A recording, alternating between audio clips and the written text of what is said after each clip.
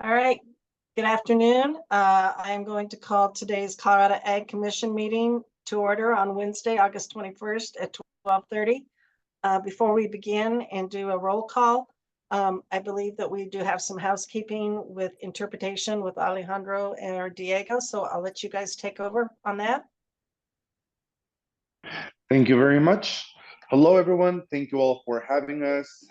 In this space, we do want to work towards language justice as much as possible, and a piece of that is interpretation to make sure that everybody is able to fully engage in the language of their hearts.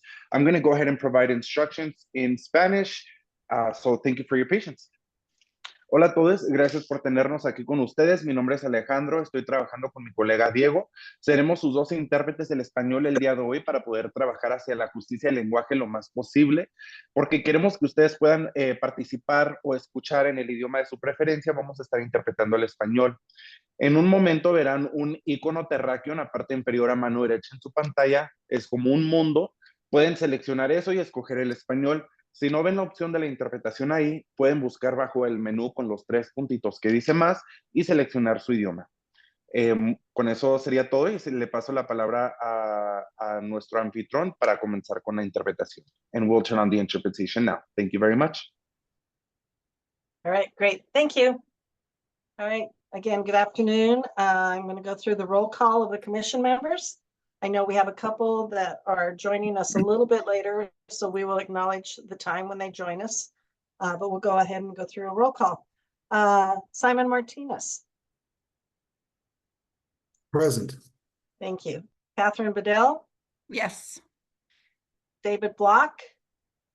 I believe he's having a little technical issues, so I'm sure we'll see him shortly. Jeff McCullough, and I believe Jeff is joining us a little later. Roberto Meza. Here. Thank you. Elena Miller. Nick Trainer. Present. And Harrison Top. Present. All right, we do have a quorum, so we can move forward with today's agenda. First thing I would ask is after you have reviewed your meeting agenda, if I could have a motion to approve today's agenda. This is Catherine. I move that we approve the agenda for their meeting 8/21/24. Thank you, Catherine. There's been a motion to approve. Is there a second? I'll second. Thank you, Simon. We've had a motion and a second to approve today's meeting agenda. Is there any discussion? If not, we'll proceed to vote. All those in favor, please say aye or give a thumbs up on your screen. Aye. Aye. Aye. Aye. Great, thank you. Opposed? Motion carries. Wonderful. Next thing is you should have received in your email a few days ago the July meeting minutes. Hopefully you've had a chance to look at those, and I'll entertain any additions or corrections at this time before we vote to approve those.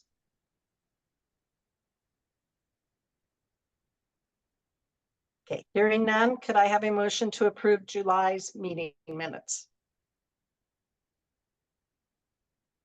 This is Catherine. I move that we approve the meeting minutes for July 2024. Thank you, Catherine. It's been moved to approve by Catherine. Is there a second? This is Roberto. I'll second.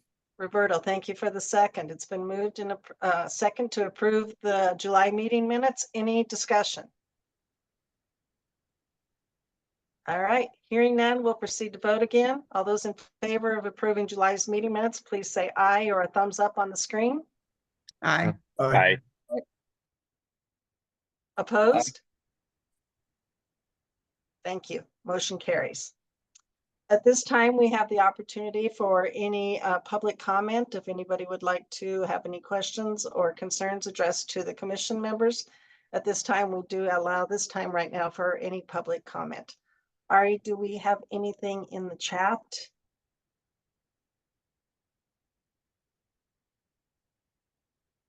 Or Madison? Nothing from the public. Sorry, I was checking. Okay. Do a little bit of a pause for that.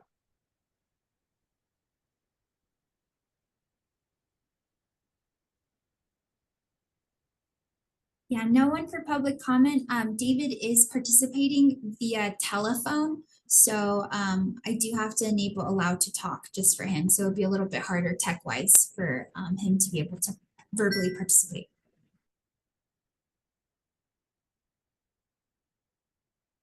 Okay, anything in the chat that I need to address? There is one public comment via chat from Lynn Gerber. Our organization and stakeholders were wondering with the new Sorry. point. Oh, sorry. Sorry to interrupt. I'm happy to take this in my update. I'm actually going to be updating on Division of Animal Welfare, so I can include that question in here as well. Thank you. All right, and if you all that are online, if you would open up your chat, you can see the question that came through, and like Kate said, she will address that in her commissioner's report.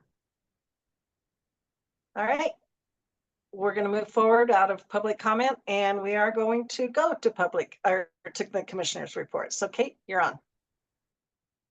Great. Thanks so much, Colleen. And thanks for that, Ari. I figured I would just jump in here and start talking Division of Animal Welfare. One of the things at the top of my list, but we'll start there. And Lynn, thank you for the question in the chat. So for those of you listening in who are maybe new to this, and of course for the commission, you've known we've been building toward this Division of Animal Welfare for a long time. We were successful this last legislative session in passing this new division. So it'll be our 9th programmatic division at the department. I'm really excited to say that we just hired our division director. He actually starts on Monday. So you're going to have a new face at the department, and we're really excited to introduce him to you. So his name is Joe Stafford. He's coming to us with over 23 years in animal welfare, and that most of that time has actually been here in Colorado. He was an animal welfare officer with the Humane Society of the Pikes Peak region at the start of his career. He's held various positions at HSPPR and culminated his career there as the director of animal law enforcement. So he led a team of 45 officers, 45,000 service calls annually, just incredible experience on animal welfare, and has engaged with our PACFA and BAP programs. Most recently, he's been working the last 5 years at the Animal Rescue League of Iowa, and his family is moving back to Colorado to take on this new job. So we're very excited to welcome Joe to our team. And of course, Commission, we will be introducing Joe to you all once he gets his feet underneath him. Lynn, to your question on whether our organizations and stakeholders, and maybe since I jumped in a little quickly on you, Ari, I will read the question. Lynn was asking if our organizations and stakeholders were wondering, with Joe coming on board to lead the animal welfare division, will anyone on this board be representing the community stakeholders, Bureau of Animal Protection, and companion animals within PACFA, as the DORA review, the sunset process that will be up next year, we'll have a lot of interested stakeholders. So Lynn, to that point, and everyone interested in the development of this division, we do have our BAP task force and our PACFA advisory committee. Both of those advisory boards will continue operating as they have. They will just be under this new umbrella overseen by Joe of the Division of Animal Welfare. We will continue updating this board, the Ag Commission, on the work of that division. You'll see both PACFA and BAP will continue in the directions they've been heading. Some additions we're making to this division, in addition to the division director, is a community outreach and education specialist. And that's a job we actually have posted right now. And that's an element of this division that, we didn't build a new regulatory authority to the division, but we're really focused on being out in the community, communicating with stakeholders and partners across the state. So hopefully you'll just see more of that coming out of the Division of Animal Welfare as we build it. But thank you all for your interest and your support. We had a lot of great community involvement in the hiring process itself, so we really wanted this to be a community-facing role. I'm at Water.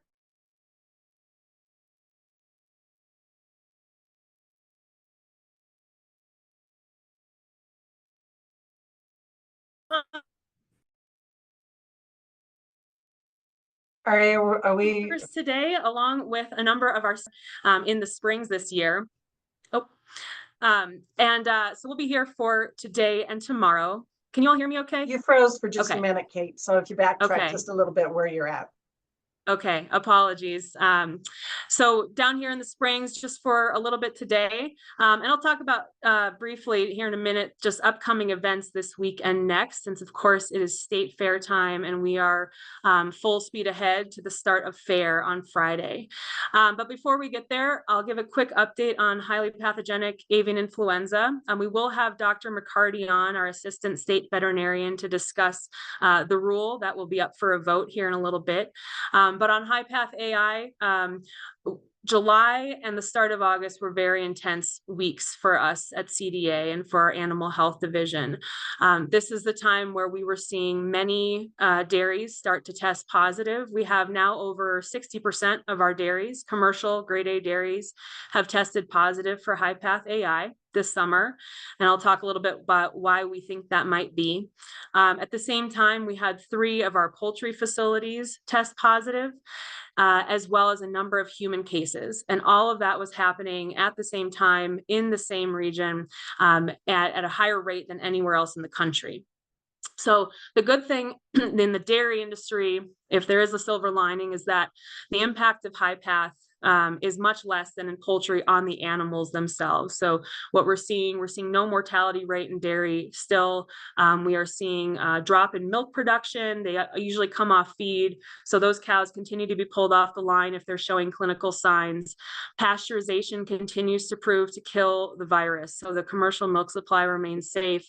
USDA, FDA, they're all continuing to do retail testing. And in fact, just last week, another round of results from retail testing came out to continue supporting the safety of the food supply. So that's a positive. On the poultry side, of course, much greater impact on birds, 95 to 100% mortality, and a lot of requirements from the federal government on how states and producers need to respond, both from a disease control, biosecurity, trade. There's a lot of impacts that HPAI and the dairy sector has just on the nation as a whole. So we have been operating just day and night out of our incident command post, which we did demobilize because we're seeing a lull right now. We're hopeful, but we are an important, we play an important role, of course, in responding alongside USDA and the producers. A couple of updates since we last met. We have implemented 100% mandatory testing of bulk tanks. So that's the raw milk on the commercial side before it goes to pasteurization. We were requiring that testing in our commercial dairies, grade A dairies, and we've had great compliance and really great support. We actually worked closely with the dairy industry prior to this, saying we've got to do something more than what we're doing, and they agreed. So it was nice to be able to step into this mandatory order with a lot of support from the folks who are going to be doing the testing. And I think that's why we're seeing a lot more cases in Colorado. We were the first state to implement that mandatory testing and just one of the few in the nation, but getting a lot of support that we did it. In addition, we brought together a joint industry working group. So we have our poultry producers, our dairy producers, and the associations they work with, all meeting weekly to talk about policy, response, what's going well, what could we do better, and really talking about how we respond to both sectors. The response looks very different, and that's been very positive, and a lot of really, I think, meaningful feedback coming out of that we might be able to shift here in Colorado in future responses, but also we're working with USDA to shift some of their policies and requirements on how we do this. So a lot moving there. Right now, we're taking a breather, knock on wood, and we'll just keep responding as we need to. Any questions for me so far on Division of Animal Welfare or HiPath AI?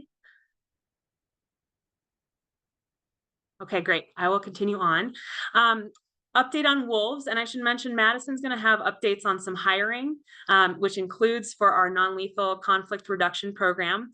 But on the grant side, you may have seen, and I think Olga forwarded this to you all, the press release that went out announcing additional funding for communities in wolf country or who may potentially be in wolf country to access up to $20,000 of funding through CDA to support investments in non-lethal conflict deterrence deterrence. And those grants, they need to serve multiple landowners. So if it's an association, a membership association, they have to be able to serve members and non-members alike. We're really looking for proactive thinking, for collaboration, and really these grants, we encourage folks to be creative on how communities want to pull together to invest in non-lethal conflict deterrence. That could be education, workshops, hiring and training range riders. We're going to require range riders be trained through the state to make sure we're upping our level of expertise in the field as we all learn this work together. So I encourage you, if this is in your wheelhouse, even if you're not necessarily in Wolf Country now, and that's mainly West Slope, of course, northern, northwest Colorado, down to Gunnison area, but even beyond. We don't know how far wolves may travel, and we want to make sure we're equipping communities with the tools they need. So please do encourage folks to apply and work with Wayne and Dustin, our team, if they have any questions about these resources. Next few updates, urban ag, that continues really strongly at CDA. I continue my service on the advisory committee for Secretary Vilsack on urban ag and innovative production. A lot of good conversation there. Unless his team, we actually just brought on a soil health specialist for urban ag specifically. And so we're really working to build our relationships across the urban ag sector, and as well as kind of organize a network to advise the department on how we can build our work there. So really excited and grateful for all the participation. Updates on our international work and local food. On the international side, we have a number of trade missions coming up. We actually have one that the administration is hosting this fall to Taiwan and South Korea. So we're helping organize that. We'll also be representing Colorado in Morocco later this year, along with the USDA, and we continue our relationships with the UK and the Netherlands. And John and Ashley on our markets team just do fantastic work representing Colorado businesses all across the globe. On the local food side, Michelle Meyer, who's our new programs director in markets, overseeing all of our local food and beginning farmer work. She's helping organize our regional food summits with CSU. We've also very close to kind of rolling out the second round of our community food access grants and the tax credit. So that's kind of, we're finishing our grant round, that money will be done, but now we're moving into the tax credit phase of this work. So similar program for small businesses on the retail side, small farmers on the farm side to access the tax credit for doing business in food insecure areas. And we've also been touring the legacy film, so kind of moving into the rural mental health work we've been doing. One of the efforts over the last year or so was sub-granting dollars out to community organizations and statewide associations to advance rural mental health. Colorado Farm Bureau produced a film called Legacy. If you haven't seen it yet, I encourage you to do so. It's really talking all about rural mental health, the challenges, the resources. Our amazing comms and outreach team have taken the film on the road. So we've been to Greeley, Alamosa, I was down in Durango, Grand Junction, and Kiowa so far. And what we do is buy dinner for the community, have a community meal. We show our film as well as one of our short soil health films. And then we have a panel of folks from Extension, therapists, local folks who are up there talking all about mental health. And our goals remain twofold: provide access to resources and destigmatize the conversation, make it okay to talk about when you're not okay. In Durango, we had over 80 folks from La Plata County show up for that conversation. It was a really, really impactful, beautiful night. And I just appreciate the honesty coming out of the ag community and all of you helping lead the conversation that we do tough stuff in ag, and it's okay when you can't do it alone. We've got resources to help you, and taking care of your mental health is just as important, if not more so, than taking care of your tractor, of your soil, of your family. And that's the message we've been trying to send. So in couple final things before I hand it over to a few folks. I mentioned just in terms of events, this is a packed week. Water Congress today and this week, tomorrow. Actually, we have Undersecretary Moffett coming to town down in Pueblo. So look out for more updates after that event. We'll be celebrating a lot of Southern Colorado specialty crop agriculture. And Nick, thank you as always for your help as a regional assistant commissioner. Coming up in September, more events. I'll be at our National Association meeting in Indianapolis, and we'll have a number of fun travel, including I'll be in Gunnison with the stock growers, hopefully mid-September. And then in terms of fair, of course, we start on Friday. That's kickoff, but a lot of families are down there today, bringing animals down, getting ready to show. And so Friday is going to be a big day. We have Centennial Farm and Ranch event at 11, Commissioner's Graze, which is sort of my party mid-afternoon, around 3:30, legislative barbecue at 5:30, hosted by the chamber, and then the rodeo that night. Next Tuesday is the 3rd annual Governor's Plate. That is a fantastic time showcasing regional food trucks that compete with Colorado Proud products, so highlighting Colorado ag. This year, we're really focused on potatoes, San Luis Valley potatoes. So excited to see what folks come up with. And of course, in between, there are so many events, concerts, rodeos. We've got music for all tastes. So please do reach out if you need help getting down there. And for the public, we hope that you're able to make it as well. So last but not least, change is always constant, as you all know, and we have 2 amazing team members who have some pretty exciting opportunities ahead of them. And I want to hand it over to both Les and Ari to share with us what they have on the horizon that's taking them away from CDA. So Les is one of our teammates who are down at the fair right now, but Les, are you able to hop on? Yes, Kate, thank you. That I'm actually driving through Colorado Springs as we speak. Got my girls, and we've got a trailer load of hogs headed down to the state fair. So excited to get down there and get to showing. But yeah, I had some developments that are happening, and I appreciate the opportunity to talk to y'all on the commission today. Working with you has been really great.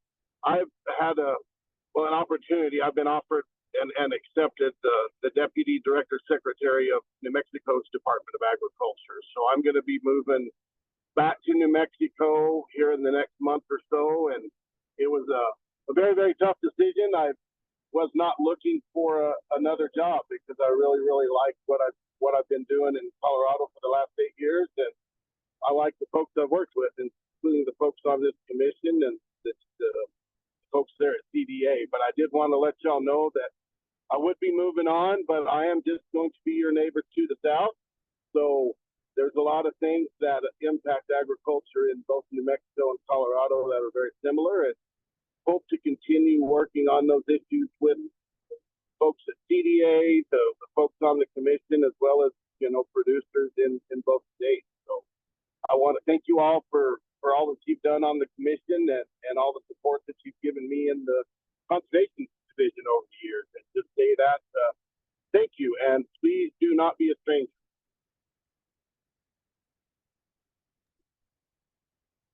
So as you can tell, we are sad to be losing Les, especially to New Mexico, I gotta say, but we'll still have the best chilies in the world. And we'll send you off with some, don't worry. But Les, I just can't say enough about your time with CDA. You've overseen the growth of Conservation Division in ways I think we didn't even expect could be possible, and have just built an incredible team doing amazing work out there. So on behalf of CDA, just in front of the commission today, thank you so much for your time and many years here. Thank you, Kate. Appreciate that. And I hope to see some of y'all maybe at the state fair, if any of the commission members happen to be there, and I'll still be around going to meetings for the next few weeks. So I hope to get to see some of y'all in person, but if not, like I said, don't be a stranger. Feel free to reach out to me at any time. Thank you. The good thing is now that, if you guys have any problems with anything having to do with New Mexico, you now know who to call. So that's the silver lining. Well, drive safe, Les, and we'll see you down in Pueblo. So just another incredible member of our team is moving on, and a similar mix of sadness and excitement for her. But Ari, I will hand it over to you to update the commission. Yeah, thank you, Kate.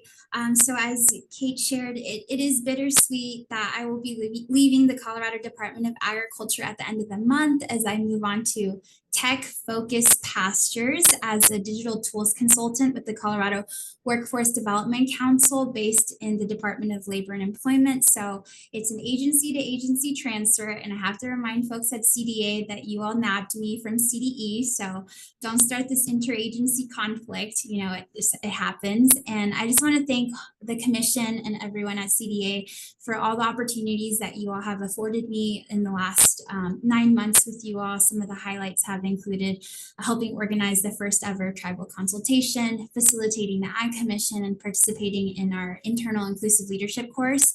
I really have learned a lot from you all, management and colleagues, what it means to serve farmers, ranchers, and producers through practical and empathetic leadership, and that's thanks to you all.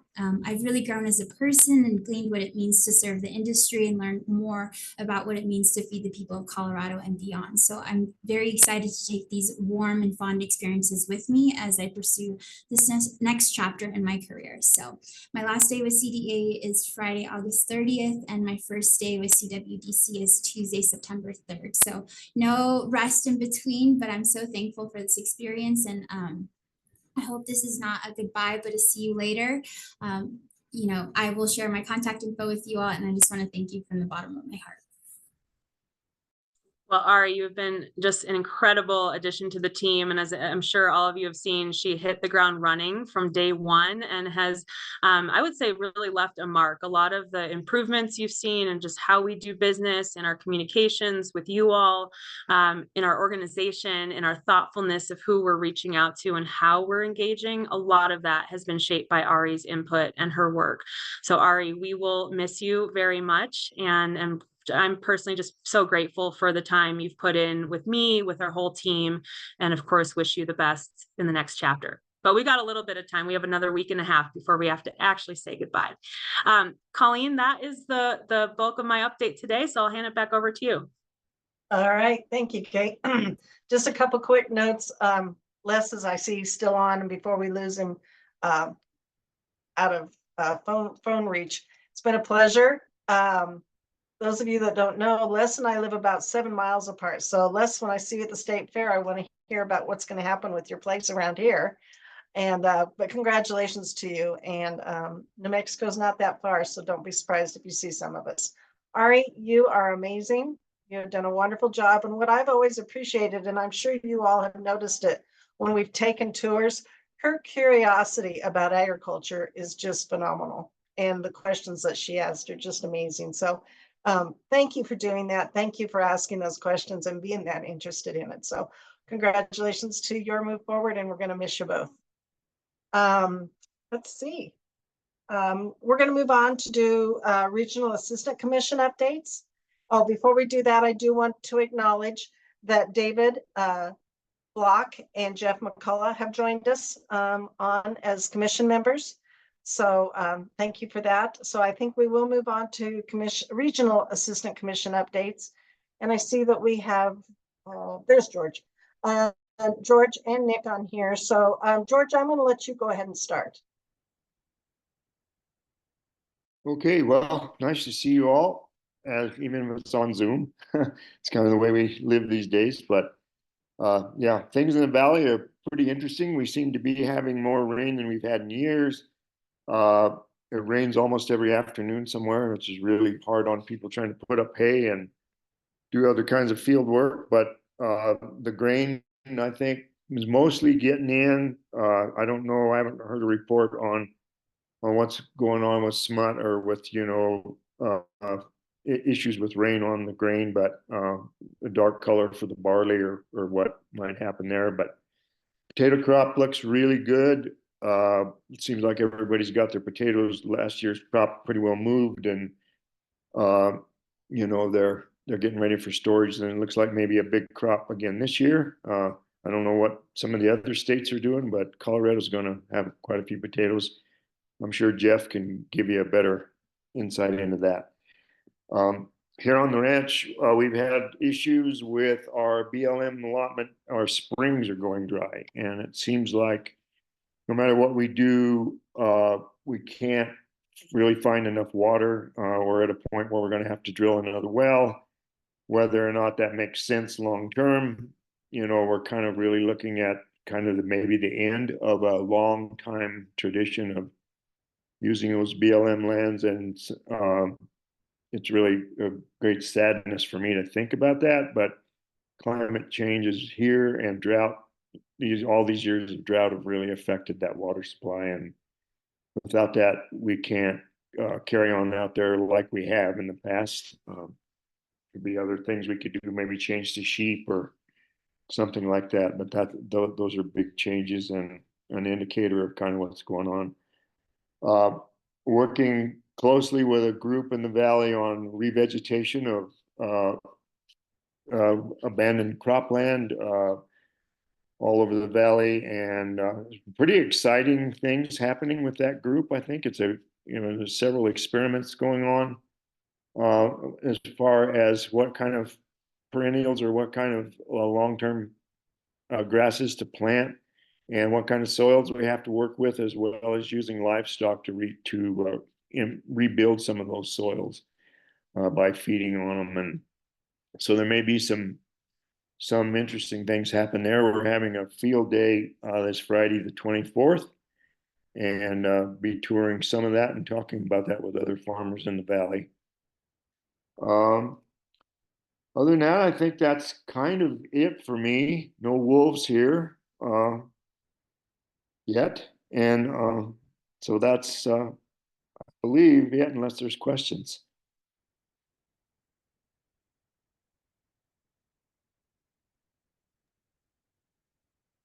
All right, thanks, George. Nick, can you give us an update in your area? Hi, everybody. Nice to see everyone. It's been a busy month. School is, of course, back in session, and so it is harvest season. So there's lots of traffic on the roads. We are definitely in the chili roasting era of this time down here in Pueblo. All the farm stands are open at full swing, and they're definitely hustling and bustling with locals coming in and out. Tomorrow starts a very long 2 weeks, as of course State Fair is starting to happen. I hope to see many of you there, as I'll be working about 4 different ag booths and attending a bunch of the CDA events that are happening during the fair. Rainwater. So we finally got about 2 inches, I'd say in the last 72 hours, but it was the first rainfall we had seen in almost 45 days where I'm at. And last night there was definitely a very heavy storm that moved in from the north that was going southeast. It blew over me. But even when we were getting rain, there was lots of intermittent hail, and the winds have been very, very strong. So a lot of the crops here that haven't been able to be harvested yet, were definitely getting knocked over. And that was a cause of some concern. And that was from the stretch here all the way through, like probably Rocky Ford. I have been working closely with our technical assistant, Monique Merez, and trying to get her some leads on our tax credit grant, which I've done a couple, and I've also have her signed up to attend a lot of our local agricultural boards, so she can come speak to everybody on those, and hopefully we can hook, line, and sinker and bring some more producers in on those. I recently had or something that I've been excited about recently was an encounter with a geologist that's working on a project coming down through the San Luis, or started in the San Luis Valley, and it'll cover land and a route all the way through into the Mississippi. And it is, he's basically working with 15 natives from the IBA from different tribes, and making sure that the company that he is doing the survey work for won't be touching any ground that would inadvertently affect them in any way. But it was like a really nice lead for me because I got to speak with some of them, and I'm hoping too that can help broaden some of our networking capabilities within the IBA and working with the local tribes. I think a big concern presently where I reside in Pueblo County in the last week and a half or so is the new unified coding bill that's happening for all of Pueblo County and the language that's written in and how it will definitely affect ag production and producers. It doesn't necessarily align with the overall conception of what was supposed to happen in 2017 when it was written the first time. But other than that, I think everyone's spirits are really, really high. We've had a really good season so far. And we're excited for these early, what I would call autumn rains. And hopefully they continue, but the wind dies down a bit. And I think that's all I have for today. Thank you. Great, Nick. I do have a quick question for you. Is that a real rooster or is that your phone? It's probably multiple roosters. I thought you must be out in the barn, so thank you. Any questions for Nick or George before we go on? All right, great. Jordan, legislative policy and budget updates. Good afternoon, everybody.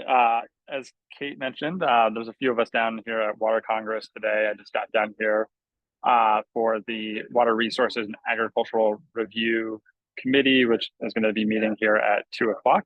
And I'm sitting across the room from Robert and Bethany as well. So I know Bethany's on and Robert's going to come say hi. So on the legislative front, the Water Resources and Ag Review Committee met a couple of weeks ago to consider potential bill titles that they might want to bring forward as a committee in this upcoming legislative session. And we're continuing to work with a number of the committee members and other interested parties on those potential bills. Their general process is that in the last meeting, they had to request bill titles. This month, they're going to be working on the text and the language of those bills. And then in September, they'll vote as a committee whether or not to move those bills forward to the legislative session that would then run like any other bill during session. The committee has a limit of 10 bills that they can move forward to the legislative session, and they requested 16 different bills be drafted. So we don't anticipate all of the bills moving forward through the committee this year, but there are a number of potential bills that we are keeping track of and working with legislators on. A few of those topics I'm just going to kind of run through right now. We don't have bill drafts for many of these yet, but we just kind of have the broad topics. There's going to be a bill looking at the transparency of water rights sales. There's going to be another, on the water front, there's going to be another bill looking at revegetation requirements when water is removed from irrigated ag land. There's going to be another bill looking at the agricultural building benchmarking requirements that were put into place a few years ago, and trying to kind of streamline that process and clarify it. Right now, if a building is meets the size requirements and is used 50% or more of the time for ag purposes, it's exempt. That bill draft would look at just saying if it's used for ag at all, it would be exempt, just to provide additional clarification so there's not a dispute about what percent of the time it's utilized for ag purposes. There's also bill titles that were pulled to look at the state land board's priorities for use of land, specifically with a focus on agriculture. There's a discussion in a bill that will look at veterinary care access, particularly for low-income individuals and individuals that can't afford obtaining that care. There's another bill title requested that would try to delay any additional wolf reintroduction.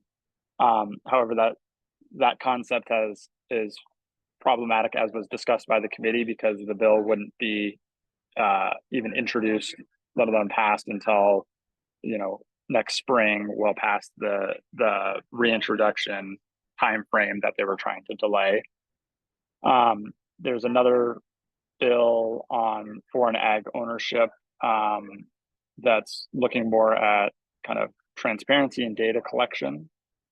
And then finally, the last one that I want to mention was there's going to be a bill similar to what we tried to work on last year, modifying Title 35, which is the agricultural statutes, to refer to the commissioner and the state veterinarian by their proper titles. So that's kind of it on the legislative front. Just want to provide a quick update on the budget side of things. We are currently working on our budget proposals with the governor's office for next year.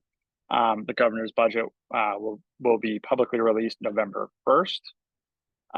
We are anticipating it being a very tight budget year this year, with a lot of agencies facing similar budgets next year as we have this year. So kind of zero budget growth, or potentially some cuts depending on kind of how projections play out over the next 6 months or so. With that said, CDA is in a very good position with our budget. We don't anticipate that we'll have any challenges getting through this next year, and any challenges maintaining our programs or anything like that. And part of that is because we were so successful last year with our budget requests. We saw this coming.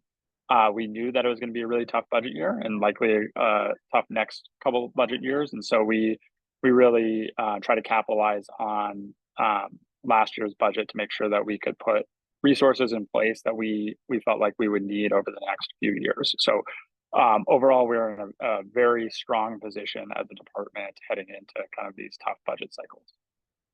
So with that, I'll end there and see if there's any questions.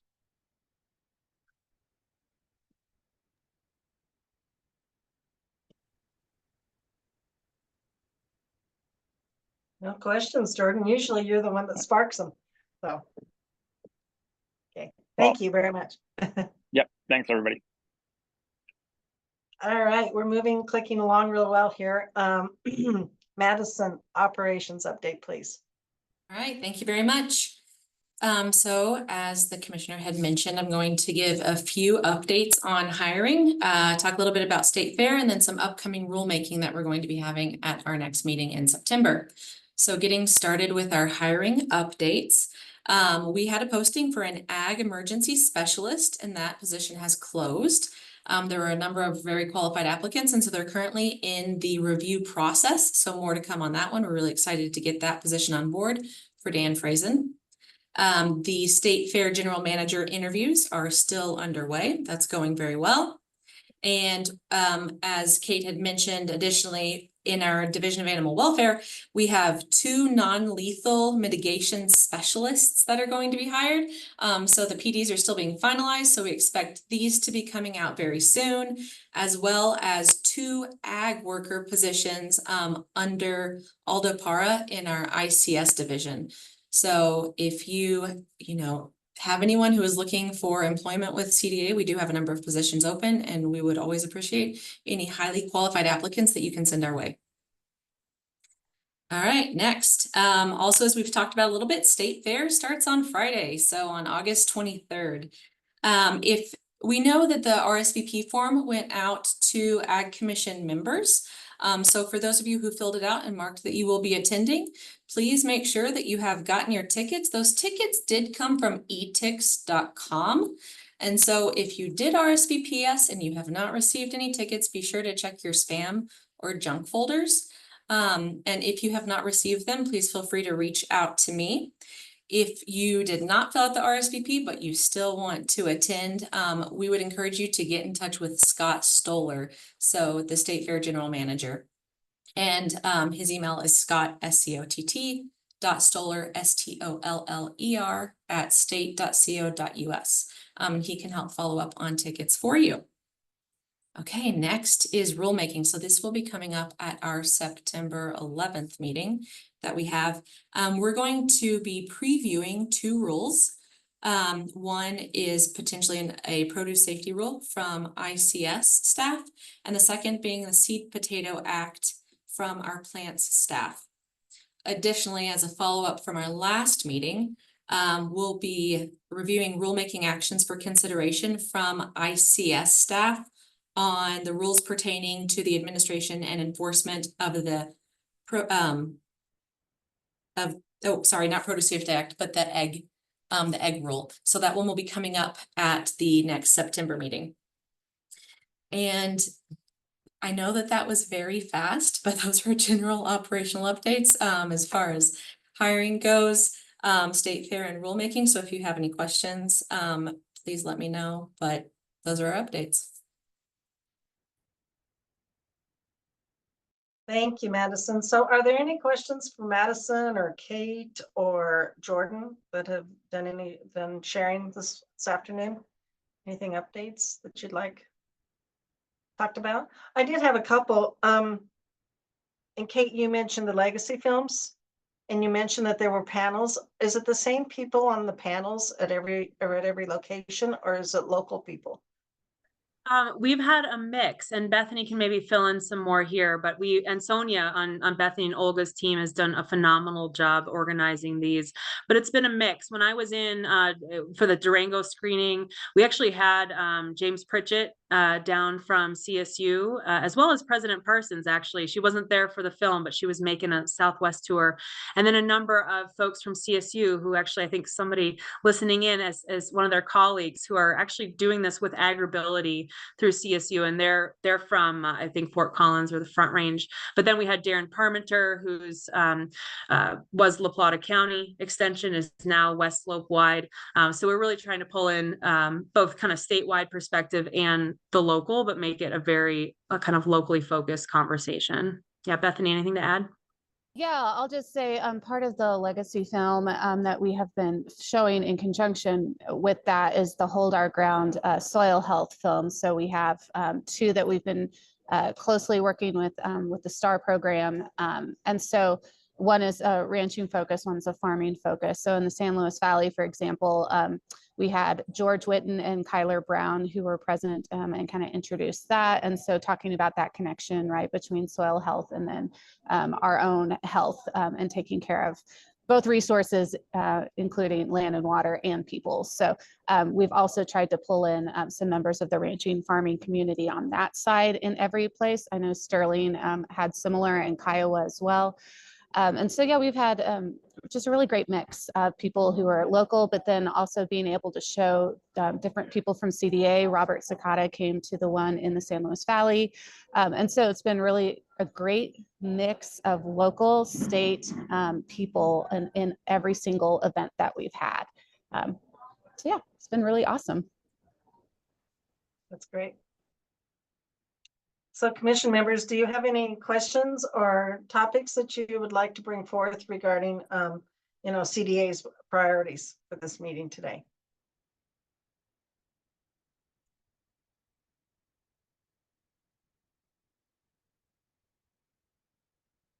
All right, this is out of context, but out of the public comment section.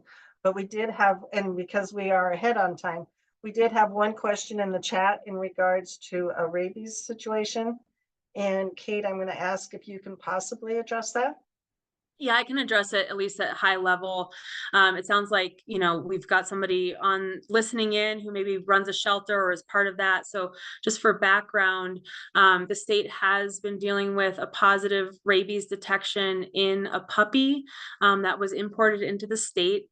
This is primarily dealt with at the Colorado Department of Health and Public Health and the Environment, CDPHE. So our team at CDA has just played sort of a supporting role given our oversight oversight over animal health. Rabies is just a terrible, terrible situation. So for shelters, for anyone, you know, bringing in animals, I can make sure that we touch base with our state vet on if you have any specific questions. We're always happy to connect you with the right people at CDPHE. Of course, our PACFA team are great resources for best practices, but certainly best practices around the health of our animals coming into your care is paramount. So PACFA, again, at CDA is a great resource, and CDPHE have resources for you if you're looking for what those best practices are. But thanks for raising that, Colleen. All right, thank you, Kate. And then there was a comment on there about how positive about the legacy films. And Ashley is from, I believe, the Brush, Fort Morgan, Sterling area, and she's just giving praise to her colleagues. So thank you for that. We appreciate that. All right. Any other discussions on CDA priorities for today? Nick? I don't know that it needs to be a priority, but I would like to hear a little bit of discussion about it. This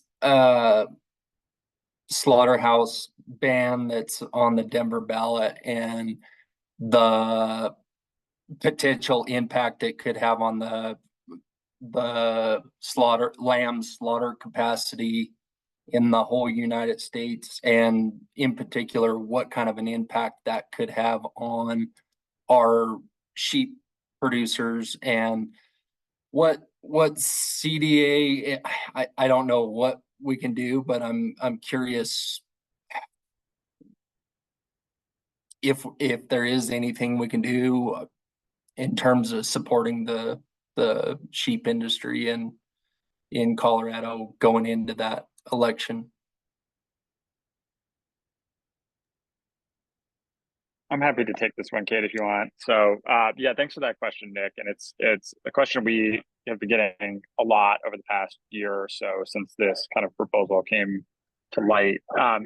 It's one of those things where we're in a bit of a tight spot as a state agency because we can't kind of expend resources, and we don't expend resources on ballot initiatives that are going to kind of a popular public vote. And that's for good reason. You know, folks don't want the government lobbying them on how to vote on laws and regulations that they get to choose on.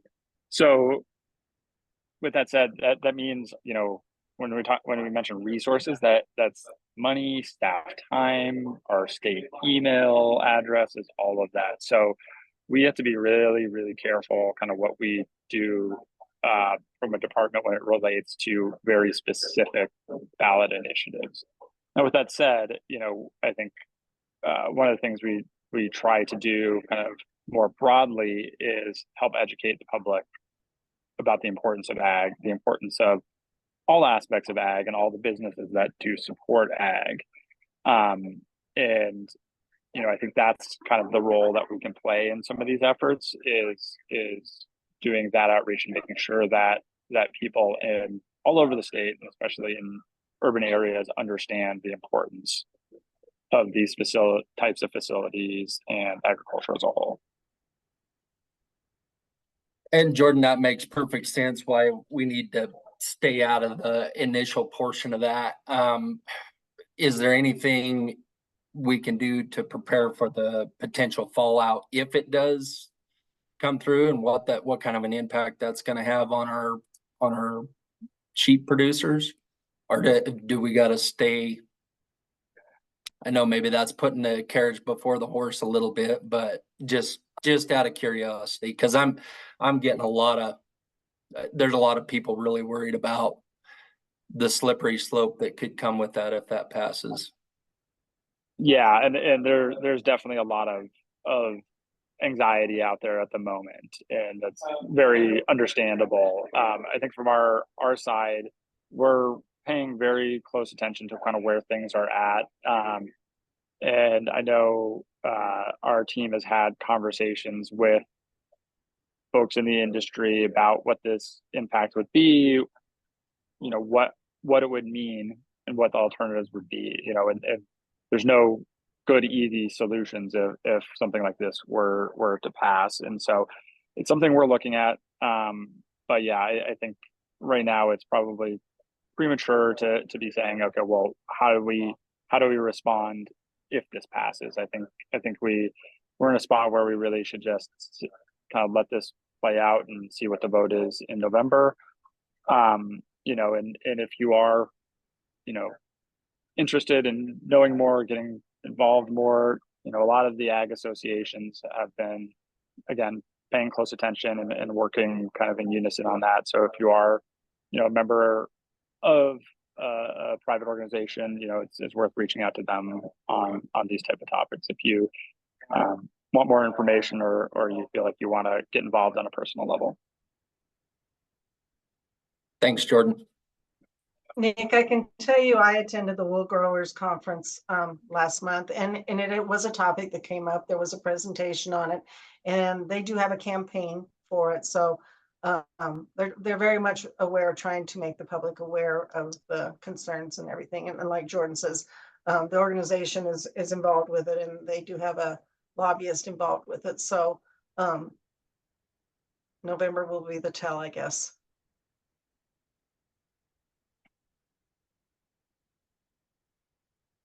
Anything else in this section of CDA priorities? Yes. This is Dave. Can you hear me now? We can, David. Yeah, this is just going back. I don't know if this is the place or not, but going back to the HPA AI,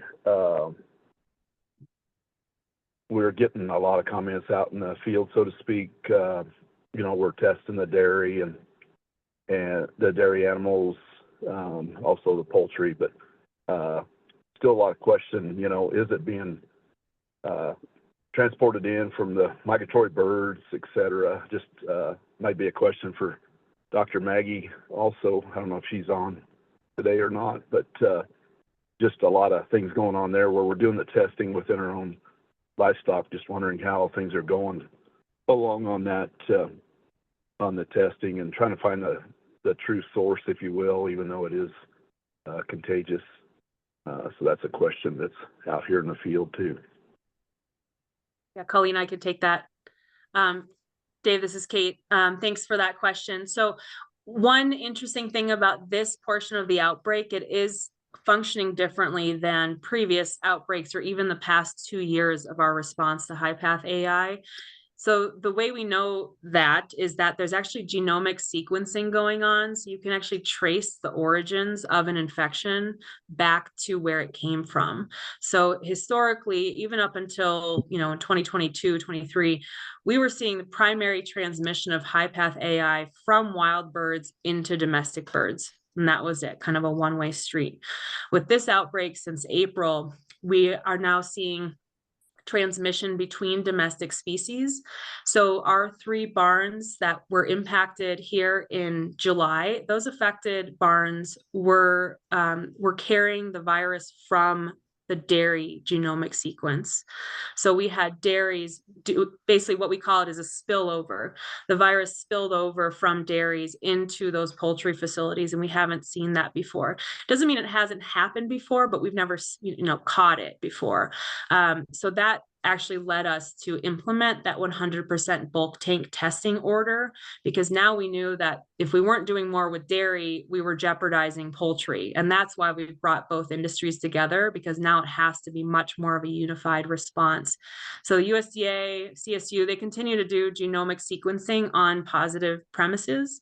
And we're learning a lot more because Colorado is actually very aggressive in testing. We've got a lot of states who are not taking the same approach, but we feel very, very committed, and this is a very important element to test so we can learn, and then we can kind of do that trace back to better mitigate how the virus is entering these operations.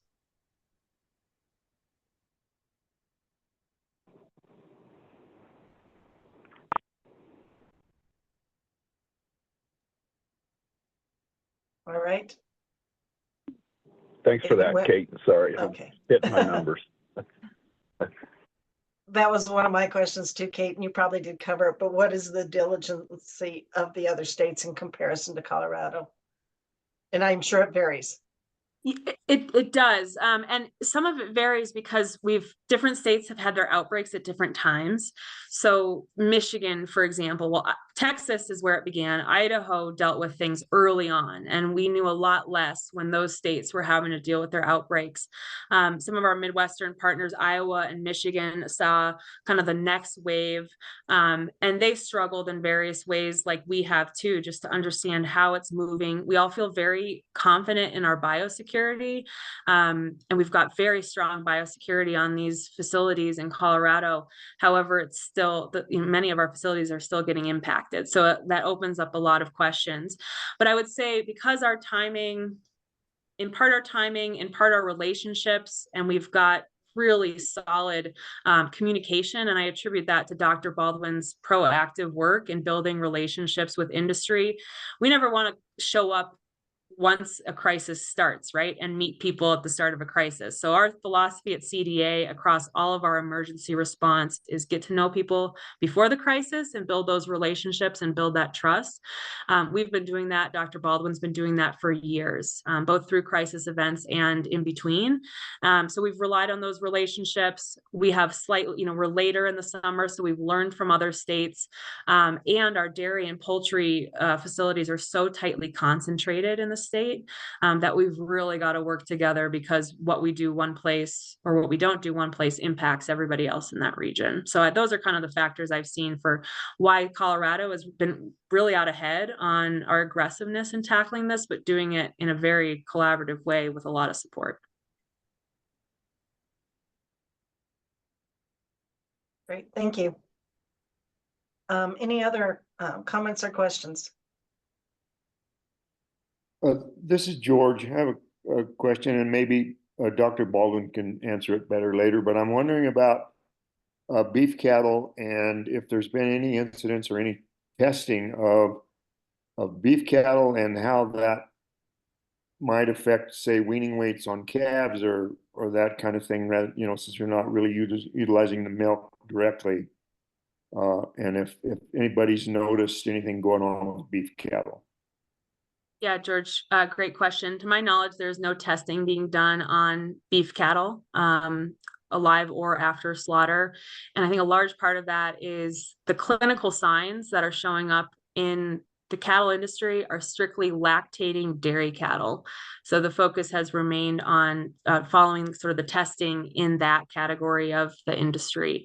And I mentioned earlier the retail sampling that FDA is doing in conjunction with USDA. They are also doing beef samples from culled dairy cows. So while it's not from the beef herd directly, they are continuing to test the meat supply and continuing to find that it's safe. I do also want to mention that Dr. McCarty will be on to update you all on the rule, which might be another good time to ask any questions that only a veterinarian can answer, just to put it out there. Did that answer your question, George? Yeah, more or less. I was interested in how it might affect weaning weights of the calves that are, the beef calves that are being produced. If the milk is affected and then, they're utilizing that milk, if it somehow affects the weaning weights or, and I certainly haven't noticed any changes in our cattle at all, but I just wondering, if anybody's thinking about that or if there's anything going on around that. Yeah, thanks, George. I think right now the focus is on where there are clinical signs in animals, and that's been in the lactating dairy cows. Thanks for that. Okay, great. We're going to move on. Bethany, outreach opportunities, tours, and CDA public forums. You've gotten an extra addition there. No, so great. I was getting super bored filling in for Olga the last 3 weeks with the HPAI stuff. So it's good that I have some other things to think about. But I'm very much enjoying being at the Colorado Water Congress right now and getting to catch up with people and chat. So I do have a flyer that hopefully Ari can send out to you guys after with just kind of like the follow-up stuff. But just again, reiterating Colorado State Fairs, really great outreach opportunities. The Commissioner's Grace Sounds like it's going to be very well attended. I've talked to several people here who are really excited about attending that, and as well as the Centennial Farms and Ranches. And then, of course, Governor's Plate on Tuesday, if you're able to attend that, third annual food truck extravaganza. So would love to have you there and being able to say hi to you in person. And then this weekend, I know that Robert Cicada and potentially another couple of people, George, are going to be going on a field tour in the San Luis Valley. So that's with the Mosca Hooper Conservation District. And so that will be a really great opportunity to visit a few of the farms down in the San Luis Valley. And then another reminder, yes, we do have our upcoming September 10th Ag Commission Public Forum. So that will be in Palisade. I'm working right now on the RSVP form and getting the graphic ready so that we can post it and start sending that information out. So we'll include you all on that list as well. But really excited because we'll be able to host at the Palisade Insectary. So being able to show people actual CDA work and hopefully get people to come in and look at all of the cool bugs and exciting science that's going on in that area. And so then we'll host the public forum there. We also do want to spend part of that day over at the Cocopelli farm stand with Brant's family. And so we'll send out details on that, but just want to have a time for some remembrance and just supporting their family. And of course, eating some of their peaches, hopefully. So I would love to send that information out to you guys as soon as possible, again, so you can join us for that. And then we will also visit one of the grantees in the area. So it'll be a little bit more of an abbreviated field visit, just because we're all going to be coming from kind of very far, other than Harrison and Catherine, who luckily get to have it in their neck of the woods this time. But then we'll working on having a grantee who will present to you guys in your meeting on the 11th as well to talk through their funding. So I'm not going to say who it is yet, but I have a really good lead, and I think it'll be a really great person to hear from. So that's part of the September 11th meeting. And then I do just want to put a little bug in yours about December or the November. So let's see, September's in person, so November. So our upcoming meeting, go ahead and start thinking through like what you want that to look like. I believe the location is in Denver again. I think we're back. Is that correct, Ari? Or we're back in Broomfield? Okay, so just want to kind of get some thoughts from you guys and start thinking through what you want that to look like, what kind of public engagement you want to have. And so I have some thoughts and I can share that with you guys later as well, but just want to start getting your thoughts turning towards that direction. And then really quickly, some of what I have started doing is also working with the tribes as a kind of the de facto tribal liaison for CDA right now. And they do have their next meeting in Ignacio on September 5th, and I am planning on going to that in person. So again, you know, Simon's a great resource to have for the tribes, and just want to put out there to you all, if you have other thoughts about ways that you want CDA to engage with the tribes or opportunities, please let me know as well, and I can get that out to the tribes and to the other tribal liaisons from other agencies. It's been really fascinating to hear how other agencies are working with the tribes and how we can work with those agencies. And so we're going to be doing that in some other areas, hopefully with like the 150-250 project that's coming up. You know, the behavioral health working group is going to have some overlap. So anyway, just wanted to throw that out there again, that I'm working with the tribes in that capacity. And their next meeting is September 5th. And then finally, I know this is a ways out, but October 1st will be coming up really quick, and that is the Colorado Proud School Meal Day. So big thanks to Nick for helping me to make some connections between Danielle Trotto with our Colorado Proud program. But I will also be sending out some information to you all about schools that have signed up, and so trying to do some matching with different areas that you all are in. These, you know, it's a statewide opportunity, so would love to have as many of you who feel comfortable with children to go and talk with them about the work that you do and why it's so important for them to understand, you know, how our food gets from the field to their plates. So that information will be upcoming, but just kind of star on your calendar October 1st if you have some availability, and I'll be reaching out to you about that. And I believe that is all I have for outreach right now. Thanks, Bethany. Any questions for Bethany on any of these events coming up or dates? Okay, great job. Thank you, Bethany. Appreciate it. We're now at the point for a break. So let's go. It's 1:40. Let's come back at 1:45 and we'll continue on with rulemaking actions with Madison. So take a 5-minute break and we'll see you back in a minute. Again. Thank you for that short break. And we're going to move forward with rulemaking actions for consideration and approval. Madison, I'll let you take this over. Okay, thank you very much. Welcome back, everyone. So today, as Colleen had mentioned, we're going to be considering for approval the rules and regulations pertaining to livestock disease control. And this is an emergency rule that Dr. Morgan McCarty will be presenting the statement of basis and purpose and the statutory authority for us to review this today. And just as a reference and reminder to everyone, because this is an emergency rule, there was no hearing for this. And so I don't have any other information outside of what you'll be presented with today. And so I will hand it over to Dr. McCarty. Thank you, Madison, and good afternoon to the commission today. It's good to be back. Unfortunately, have to be back to modify and update the highly pathogenic avian influenza emergency rule. So what we do know, and since the last time this rule, emergency rule was presented, is that 75% of Colorado's dairy herds have tested positive for highly pathogenic avian influenza with the B313 clade. And that is a big change where we were dealing with the wild bird spillover into poultry operations. We now had one spillover event and began to see this particular clade of virus being transferred between dairy cattle.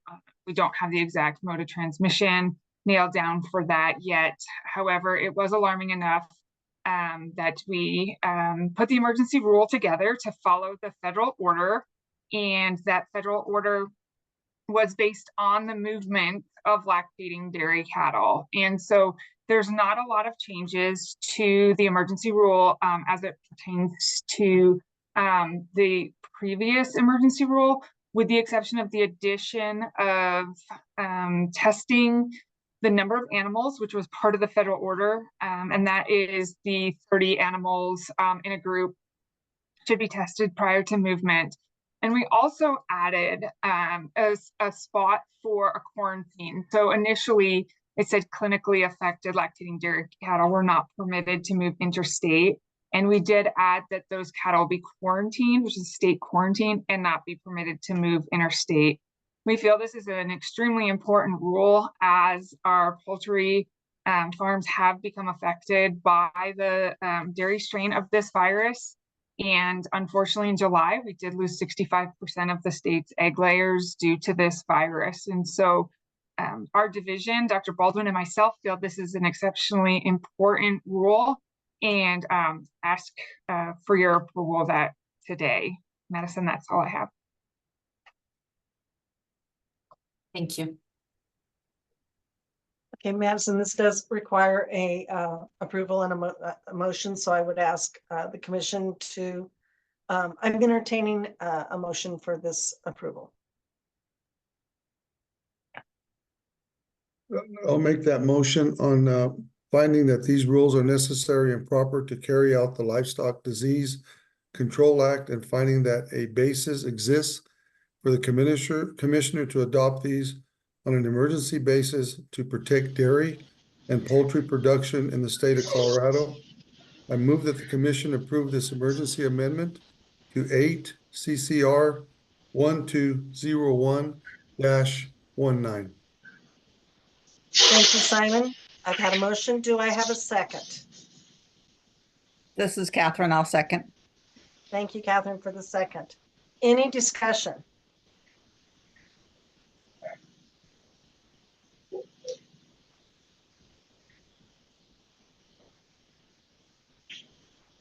Any discussion on this one?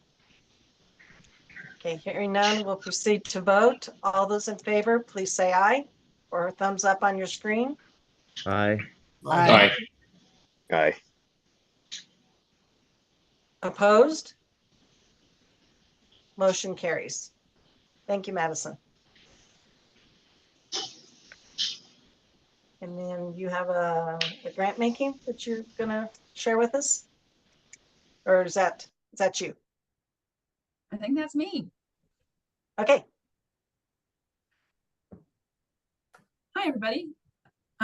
My name is Kristen Boyson, and I run CDA's Agricultural Drought and Climate Resilience Office, aka AdCrow. You might remember me from last year coming to ask for your approval of some of my grants. So I'm going to turn it over to our program assistant, Rosie Scoffrin, who's going to talk through our agrivoltaics research and demonstration grant applications. Rosie, over to you. Yeah. Hi, everyone. Thanks so much for making the time to listen to our spiel today. I'm going to share a short slideshow that we made that if you were here last year might look familiar.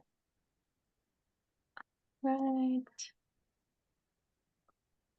Okay. So yeah, as Kristen mentioned, I am the program assistant for the AdCrow team, and I was able to help with the rollout and launch of this second round of the agrivoltaics research and demonstration grant.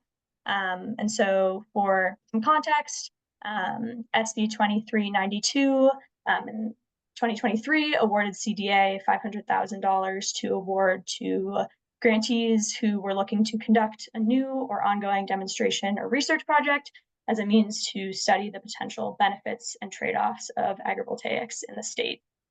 So when this pot of money came to be, CDA convened a stakeholder group to design the grant, which included grant guidelines, evaluation criteria, application process. And the first cycle went really well. We had 7 great projects, and we will actually be seeing their final reports this week. We already have an idea of the findings that they've discovered, but we're excited to see their final presentations. And so funding was renewed for fiscal year 2025.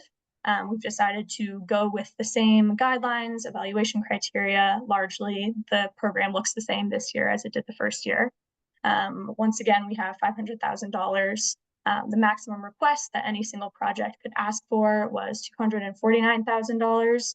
And we opened this opportunity up to all entities, so nonprofits, for-profits, educational institutions, tribal institutions, etc. And just a visual of how we ran this process. On May 10th, we opened the grant application period. We hosted 2 webinars, one on May 23rd and one on June 18th, just to publicize the opportunity, talk about the process. A month ago, on July 21st, the grant deadline passed.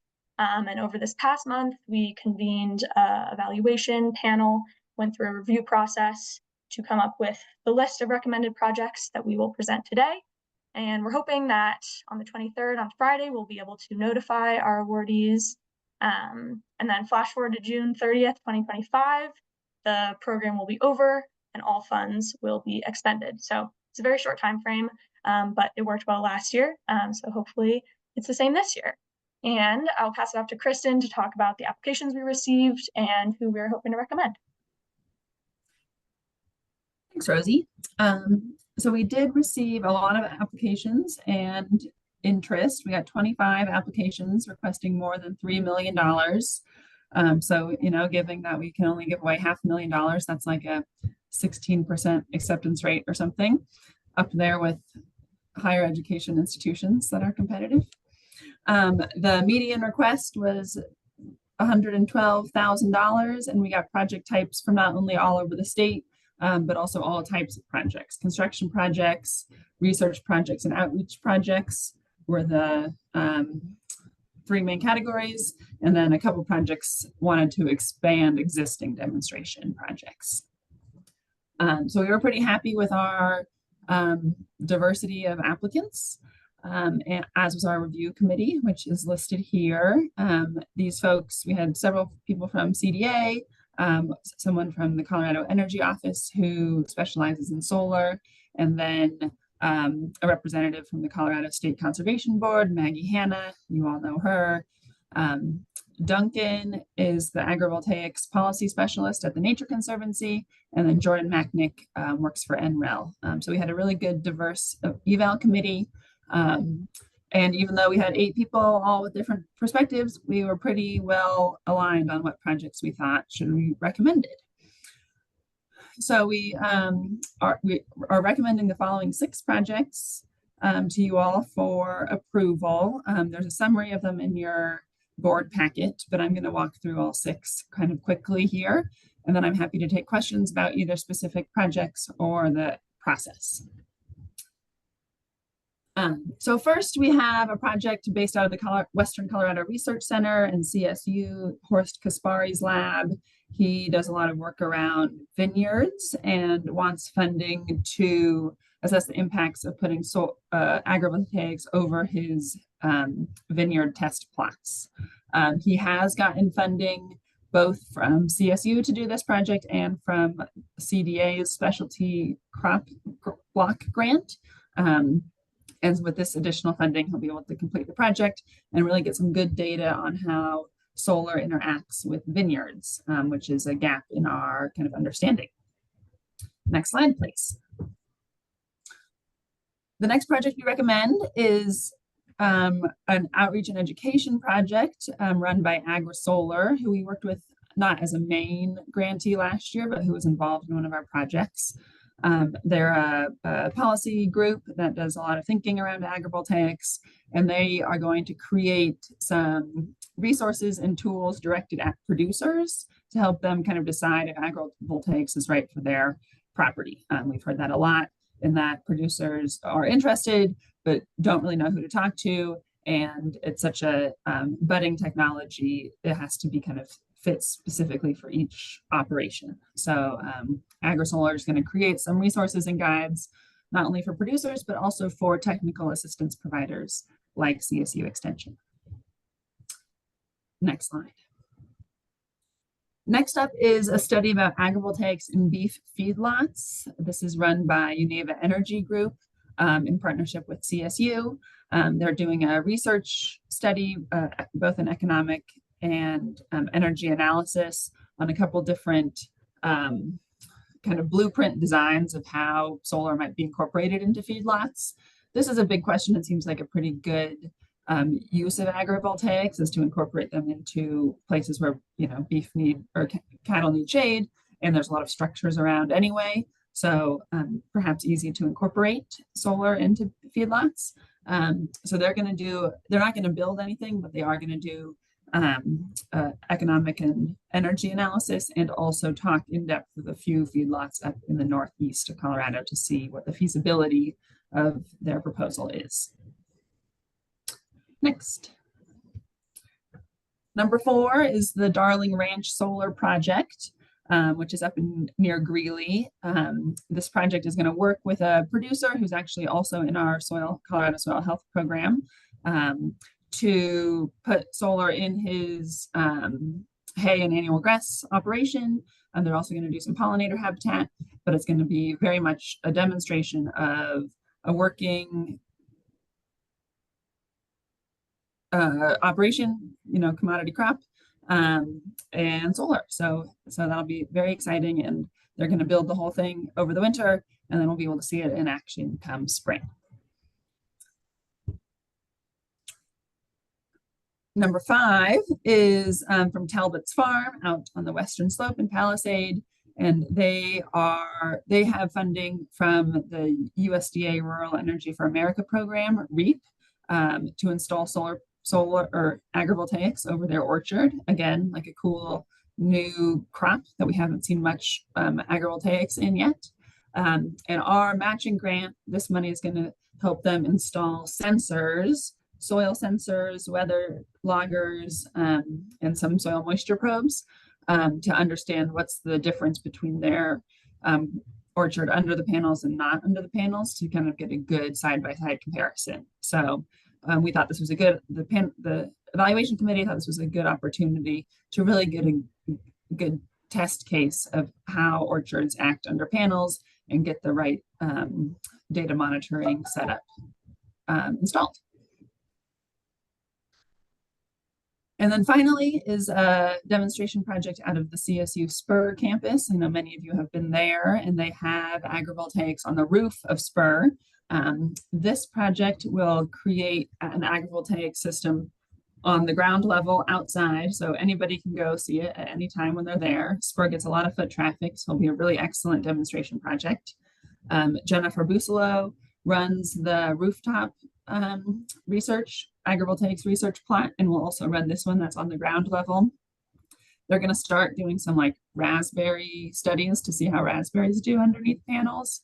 But the thing our evaluation committee was most excited about was just kind of the public accessibility to this agrivoltaic site, to really show, you know, the many thousands of people who go through Spur and the Western Convention Center yearly what agrivoltaics looks like.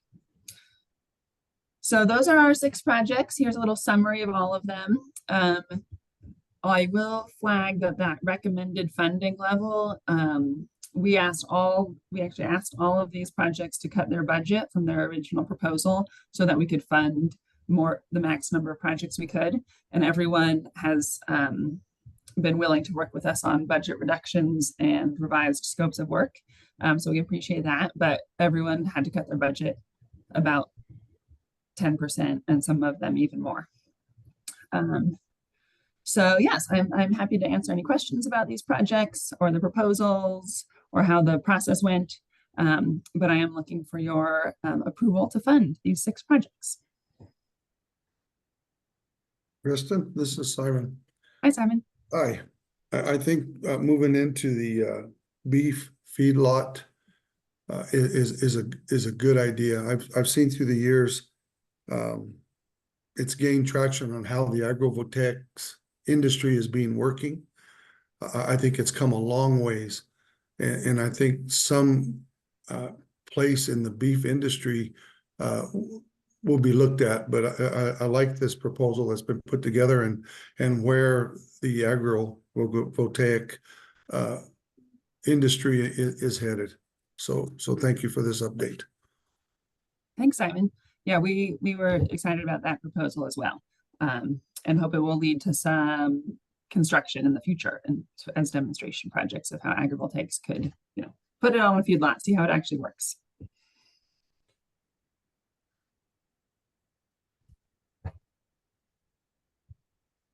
These are great. Any other questions for Kristen or Rosie? Okay. Could I have you guys click your screen off so I can see my people? Thank you. So this does require a commission approval. So I will entertain a motion for approval of this project, these fundings. Madam Chair, this is Harrison. I move to approve the funding of the presented agrivoltaic projects. Thank you, Harrison. There's been a motion. Is there a second? I'll second. Thank you, Simon. There's been a motion and a second to approve these awardees. Are there any discussion? Hearing none, we'll proceed to vote. All those in favor, please say aye. Aye. Aye. Opposed, same sign. Motion carries. Congratulations, ladies. Thank you all. Thank you. Thank you. All right, so the next topic is November meeting discussion, and that is Kate. And I don't see Kate. Oh, there she is. Come there.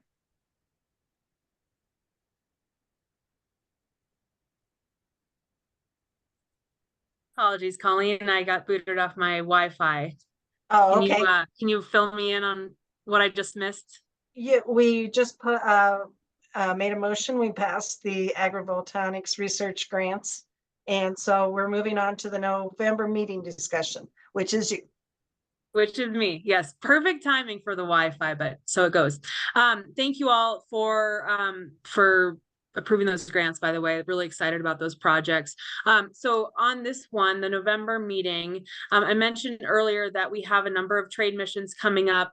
The South Korea and Taiwan mission is one that I've actually been asked to go on with members of our administration. And those dates had already been set prior to my being able to adjust them. And they actually are taking place over our November annual meeting. So my question to you all is, are you willing to entertain a change of date so I can be with you during our annual meeting? I believe, Ari, correct me if I'm wrong, but we're looking at the week after.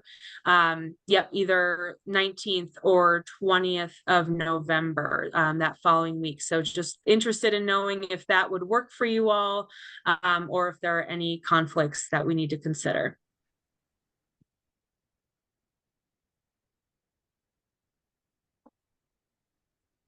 So Kate, okay, proposed dates the 19th or the 20th. So do you want an answer now, or do you want people to take a look at their calendars and get back, or how would you like to address this? Either way, Colleen, if folks know now if it works or doesn't work, let us know. If you need a little bit to check out your calendars, please reach out to Ari. But if we got a minute now, Colleen, maybe just a straw poll would. Okay, that'd be great. We'll go around, and I can start by saying either the 19th or the 20th would work for me. Simon? Yes, same here. That'll work. Either one. I'm just going to go around what I can see. Okay, yeah. Nick?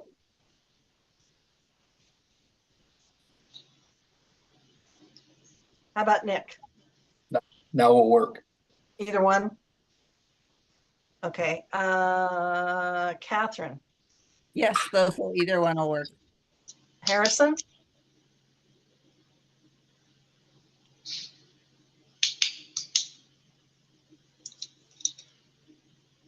Harrison's looking at his calendar. Jeff? Those dates should work just fine for me. Either one. Roberto? Yeah, same. Eileen, both, or Colleen, both would work for me as well. Okay. Yep. Colleen, sorry, I left. Tentatively, yes. For either date? For either date, yeah. Okay. And David? Should work, it looks like. Either dates, David? Yes, that's fine. All right, so there you go, folks. You can pick 19th or the 20th. And just let us, and I would say let us know as ASAP so everybody can block that out. All right. Anything else about that, Kate? That sounds exciting to be on those trips for you. Congratulations. Yeah, thanks, Colleen. No, that was it. Everybody for being flexible. Great. So moving on, we'll do commission member updates, and I'm going to start with Jeff today. All right. Let me see if I can get my video up and going here. Maybe not. There we go. Okay. Yeah, as George alluded to, the potato crop is looking really nice this year. We've had some nice cloudy days, but and some rainy days, but it doesn't seem to have affected the potato crop very much. So we're gearing up for harvest. Vine kill is well underway. We are running local crop here at our shed. We've been running local crop since Monday. It looks really nice. This early stuff tends to not have very much size in it, so but that's okay. It's the time of the year and size will come. Barley harvest has been pretty challenging for a lot of people, especially with the Coors variety.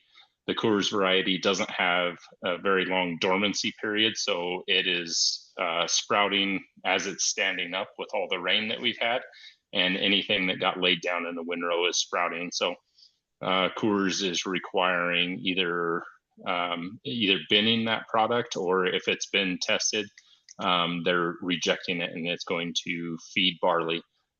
Feed barley. I talked to a guy this morning, a broker here, and he's having a hard time finding sales at $3 to $4. So it's pretty challenging. The other malting barley, with the exception of Coors, is doing just fine. Yeah, Another challenge with the barley is some of the distribution is off of the P Line Railroad down here, and we've had it's a little 13-mile stretch of railroad that crosses a canal system and the river, and the canal system bridge had structural problems and has been shut down pretty much all summer. The good thing about that is it's supposed to be up and going no later than September 1st. So that'll provide a lot of relief for some barley producers and getting some of that rejected barley shipped out. Some other things. I was able to attend the Legacy Film. That was a really good community outreach event for the CDA, and it was very well attended here in Monte Vista. I also got to meet the new state engineer, water engineer, Jason Ullman. He came down for an outreach at Adams State and was able to speak or listen to him speak to the community and just kind of get a feel for where he stands on policy. And he seems like a really good asset to the San Luis Valley here. The most interesting thing that we've done lately is the Potato Certified Seed Act. That has a lot of very strong feelings about it. So we'll see what that rulemaking looks like here in September, but could be some very strong public comment, I hope. So I think it needs to happen, but it's definitely got the community engaged, which has been a lot of fun and really nice to see a lot more people involved that haven't been involved in the past. Other than that, I think that covers my list for updates. Any questions at all?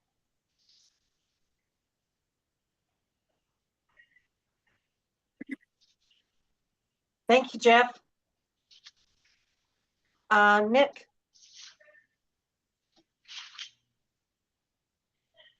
Let's see, what have I got here? I think I was hearing a lot of grumblings about a month ago. There was a lot of dry areas in the state that weren't really isolated pockets. They were much bigger than just kind of isolated areas of drought. And the concerning thing about that is the Drought Mitigation Center wasn't catching those areas. And I don't know what we can do. I've talked to several producers. I don't know what it looks like to improve Colorado's drought coverage or the precip monitoring that we're doing here in Colorado. But a lot of these safety nets with the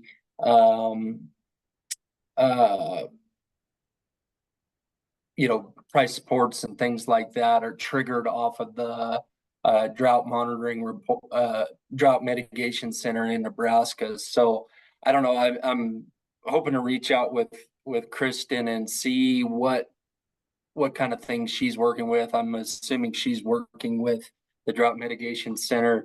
What we can do to improve that coverage. I mean, there seems to be an awful lot of money piling in for climate change and climate resilience and things. And I think the first step is tracking the impacts. How can we work on something that we're not even sure how it's impacting our producers? So hoping to work on that a little bit. We around here have we've got enough moisture that we're doing all right going into winter, and hopefully going to get some more tonight. This last wave of monsoons is supposed to catch us, and looks like a better part of the Eastern Plains is going to get it. We're starting fall work around here. Some big news for the Trainer family. We will be at the State Fair on Friday, and our family will be receiving the Centennial Family Award. We just missed, the early trainers from 1895 swapped around ranches several times, so we haven't quite hit the Centennial Ranch Award, but we have been operating in Colorado for since 1895. So we'll have fourth, fifth, and the potential sixth generation at the event on Friday, and really excited about that, celebrating, a lot of blood, sweat, and tears that the trainers have endured surviving in agriculture and keeping the family legacy alive. So looking forward to that, and hopefully seeing a bunch of you there. I think that's about all I've got. That's great. Congratulations, Nick, to you and your family. That's exciting. That's wonderful. Yeah, that'll be fun. It'll be a fun day for y'all. Simon. Okay, just a few things, and congratulations, Nick. That's great. Thank you. Be able to do that here for as long as you have.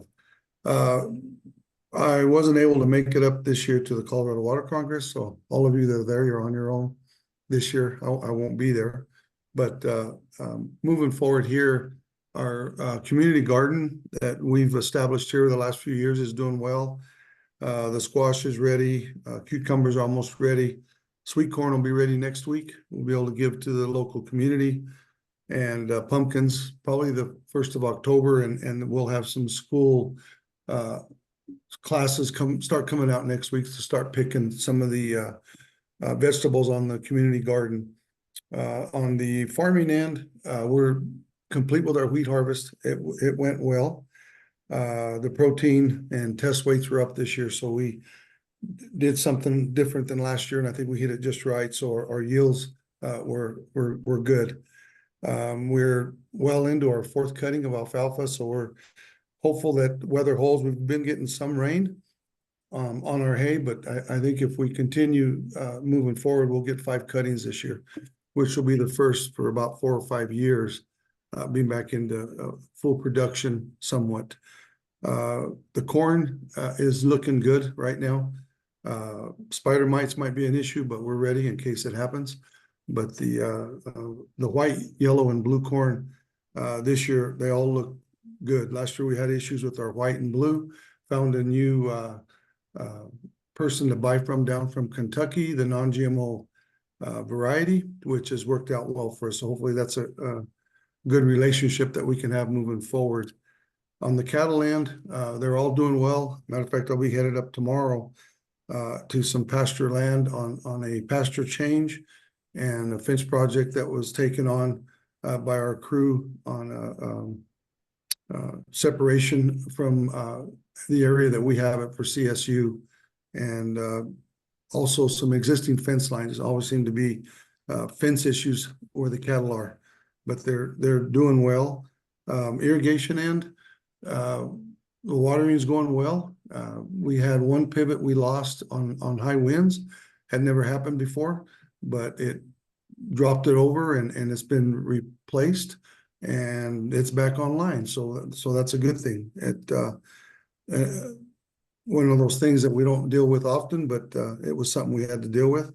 Bow and Arrow brand, they continue to be building new customer base around not only here, but around the US. So that's nice to be able to see them keep existing customers and continue bringing in new customers. We were able to last week on the final stages of commissioning number 4 and number 5 of our micro hydro units, and it went well. So as of today, we've got 5 systems online, and we're working towards completion or starting, I should say, the last 5 units. But those 5 right now are operable and running, so that's a good thing. And I think that's about it for now. Great. Thank you, Simon. You bet. Roberto. Thanks, Colleen. Hi, everyone. Yeah, it's been a super busy season. I apologize for being off camera today. But yeah, as Nick also mentioned, we've been getting really good rains here in the evenings, just cooling off the farm. It's been really nice. I think I haven't seen it as steady or consistent like that in quite a while, so it's been great to see. But school's fully in session now. The Food Hub has been working with 2, 3, 4, 5, 6 school districts right now. So even though we were kind of sad that HSMA did not come through, our relationship building has really proved itself to be quite effective, and it's exciting to see a lot of these schools really shifting their procurement to local, giving us an opportunity to support more farmers, more ranchers. I think in about a week or so, we're sending up about 6,000 pounds of bison, local bison, that Greeley's cooking up. So it's just incredible to finally see this shift happening for a lot of our school districts, and great to see the students enjoying that. It's also really great to see kind of changes in preference and procurement for a lot of the institutions who are being serviced by the likes of Sodexo and Bon Appetit and Aramark, that are also looking at local and Colorado grown products. And so it's just given us a lot of optimism for how we can leverage institutional procurement via these partnerships to help we make supply chains more transparent, more regenerative, more sustainable, and it's beginning to kind of take a really good kind of turn in the right direction. So I'm hopeful that this will just continue to grow year after year, based upon how well we're doing in partnership with a lot of other suppliers and food hubs around the state and around the entire kind of western part of the US, so to speak. And excited too that we're bringing in a solar powered cooler that I've probably mentioned to you in the past. This great technology that's allowing us to deploy critical infrastructure to the communities, the regions that need it the most. And so we're kind of piloting what we're calling Farm Stand 2.0. This is also part of the Community Food Access Program, and it's not only going to help support our farm, but a lot of farms in our region to come and sell their products for this farm stand. It's still kind of in design, but we're getting the first glimpse of our footers for the cooler that's going to be placed there tomorrow or Friday. So we're really excited to see what that looks like, and just continue to grow that. That's about all I have for today, Colleen. Thank you. Roberto, thank you.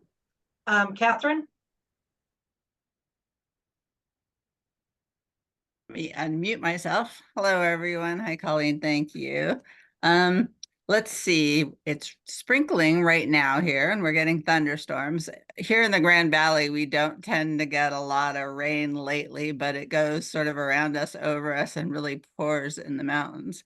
Up where my cattle are right now, which is at the Roaring Fork Valley, it's wet. So I go up there, and every little depression in the ground has water in it. The creeks and rivers are flowing still stronger than normal, although the Colorado River is low now, sort of typical of this season of the but the high country has water. I've been up in the Routt County, Moffat County area, and haying has been very difficult up there this year. They've been getting lots of rain. There's lots of rain on hay. People haven't been able to put up hay. They've stopped haying because of all the rain. So they're having a bit of a tough time up there with the weather.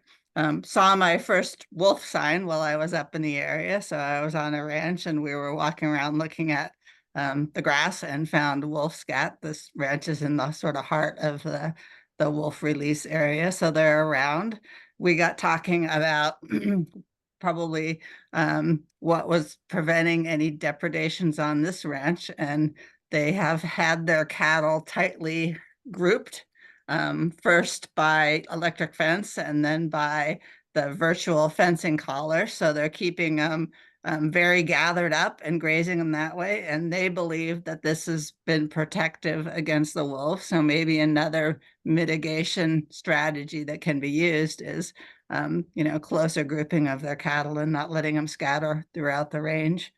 On the meat packing plant, so as you heard, we got an MPPE grant to build a processing plant in Craig for beef. That plan is going along good. We're going to sign the final agreement probably October 1st and be able to start on our final design and construction and hiring for some of those design and construction positions.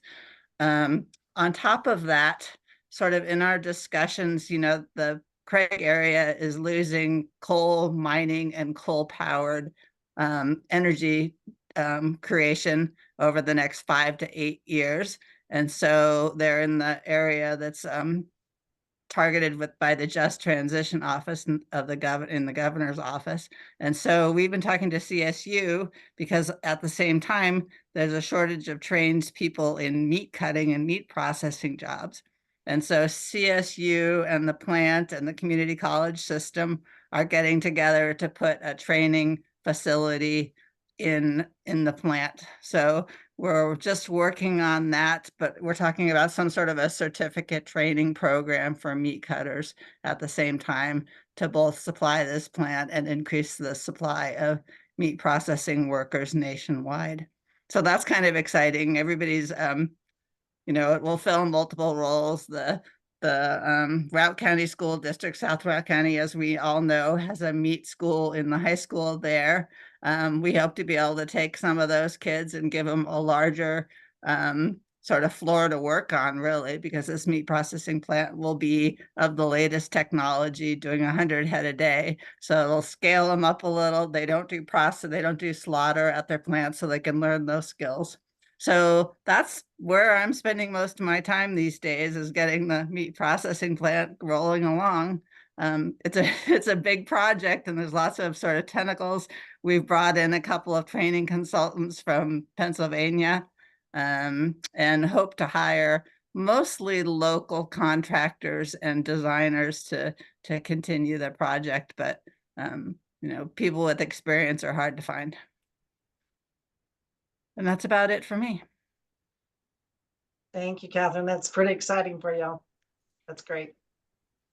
Harrison, and I got a comment and a question for you, Harrison. My question is, when we come over in September, we can still get peaches? Oh gosh. We are tracking. If this was last year, the answer would be definitely. You know what? The Harrisons grow peaches until December 1st, so they'll definitely have peaches. Okay. I'm holding. Yeah, you can hold out hope. I don't know what our situation will be. We're tracking close to 14 to 18 days earlier than last year in terms of harvest dates this year. So we're looking at wrapping up peaches remarkably early, starting apples on the early side. Which has really been very nice to see things moved up. We always see a slump in sales after Labor Day. So when we can get the majority of our crop out, at least with peaches, before Labor Day, it is a better situation for us. We've gone all year feeling like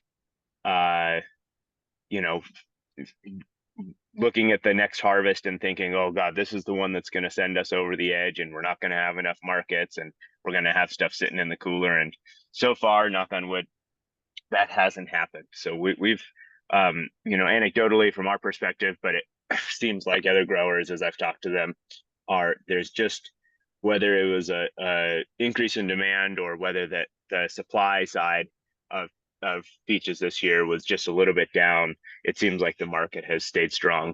Price has felt slightly soft at times, but this time of year, you always get people fetching about price as we all get into our big our big yield varieties.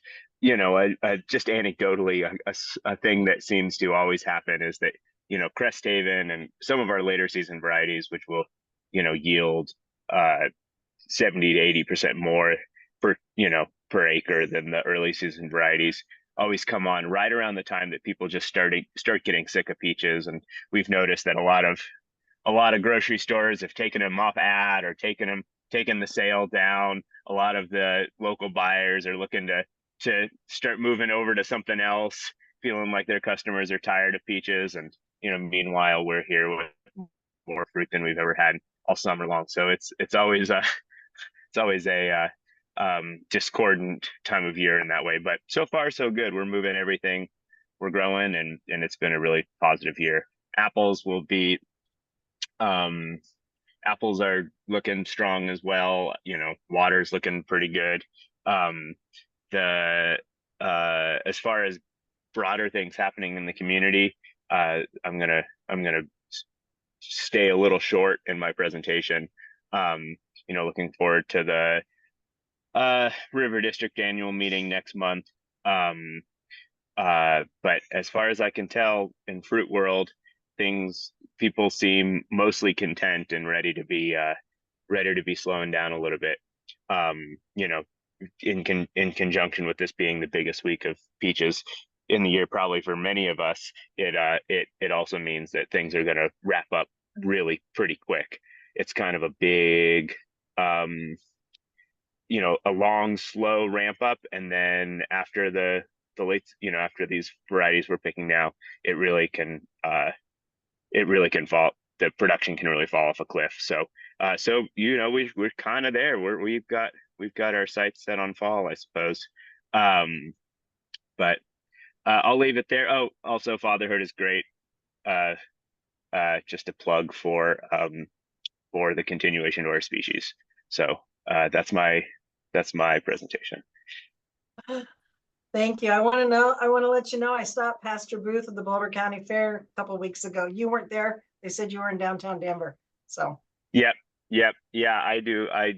I'm at the Denver market most weeks. So, but I'm sorry to have missed you. I got to see Bob and Maria recently, and yeah, I look forward to seeing you soon. I got my punch card, so.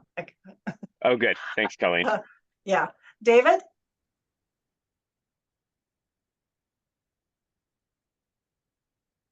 Can you hear me now?